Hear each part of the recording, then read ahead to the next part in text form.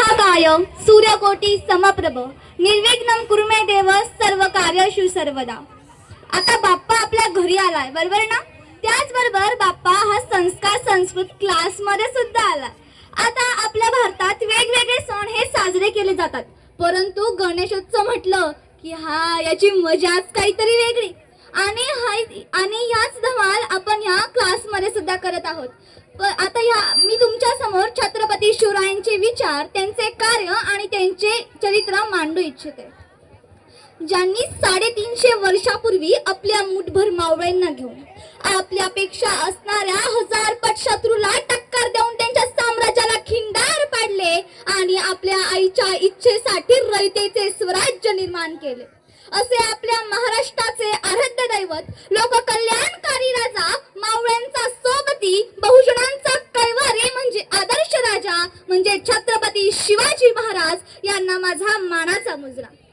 काय ना, जागवल्याशिवाय मला तरी जाग येत नाही, ओढल्याशिवाय काडी पेटत नाही आणि ज्यांचं नाव घेताच संसारचं रक्त अंगातलं अशा शिवरायांचे नाव घेतल्याशिवाय माझा दिवसच उगवत नाही, माझा दिवसच उगवत नाही।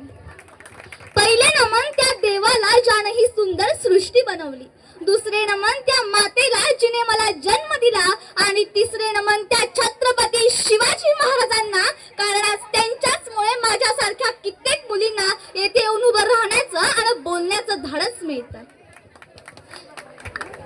ज्यांच्यामुळे मी पहिल्यांदा श्वास घेतला ते माझे आई बाबा, परंतु ज्यांच्यामुळे आमचे पिढ्यानपिढ्या वंशज श्वास घेऊ शकतायत ते म्हणजे छत्रपती शिवाजी महाराज।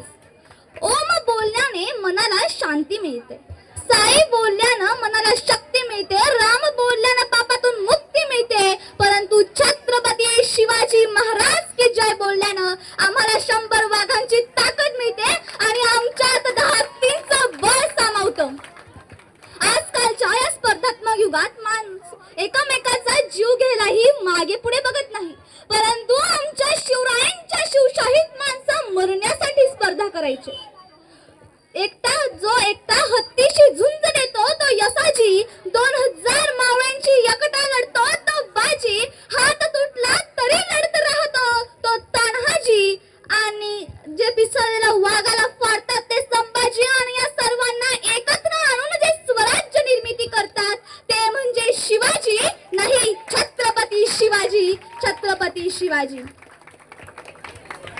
बायकोसाठी आणि प्रियासीसाठी राजमहाल आणि ताजमहाल बांधणारे अनेक होऊन गेले, परंतु आपल्या आईच्या इच्छेसाठी रयतेचे स्वराज्य निर्माण करणारे फक्त शिवरायच होऊन गेले, फक्त शिवरायच होऊन गेले।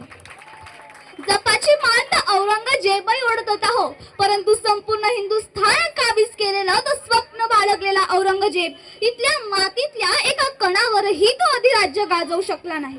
नुसतं जप करून कार्यसिद्धीत जात नसतं, तर त्यासाठी लोक कल्याणाचं तप करावं लागतं, हे शिवचरित्र आम्हाला शिकवतं।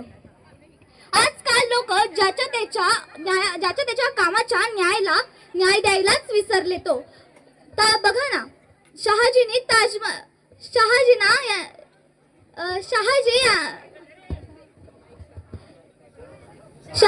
आणि ताजमहल बांधणाऱ्या कारागिरांना त्याचे हातपाय मोडले आणि त्यांना जगाच्या इतिहासातून पुसून टाकलं, परंतु माझ्या छत्रपती शिवाजी महाराजांनी रायगड बांधणाऱ्या हिरोजी इंदुलकरांचं नाव रायगडाच्या पायथ्याशी कोरलं आणि त्यांना संपूर्ण जगाच्या इतिहासात अजरामर केलं। नुसतं दाढी मिशी वाढून आणि कपाळावर चंद्रकोर लावून कोणी शिवाजी होत नसतं, तर शिवाजी महाराज होण्यासाठी जिजाऊंचे संस्कार, शिवरायांची नीती, इतरांविषयी प्रेम आणि स्त्रियांविषयी आदर हवा। कोट्यावधी देवांची अब्जावधी मंदिरे असताना सुद्धा, ज्यांचं एक पण मंदिर नसताना जे अब्जावधींच्या हृदयावर अधिराज्य करतात त्यांना शिवछत्रपती असे म्हणतात। एकदा इटलीचे पंतप्रधान भारतात आले तेव्हा त्यांना भारतातले काही गाईड्सने विचारलं, सर तुम्हाला प्रेमाचं प्रतीक असलेलं गोल्डन टेम्पल पाहायचंय, तुम्हाला प्रेमाचं प्रतीक असलेलं ताजमहल पाहायचंय की सोन्याचं प्रतीक असलेलं गोल्डन टेम्पल पाहायचंय?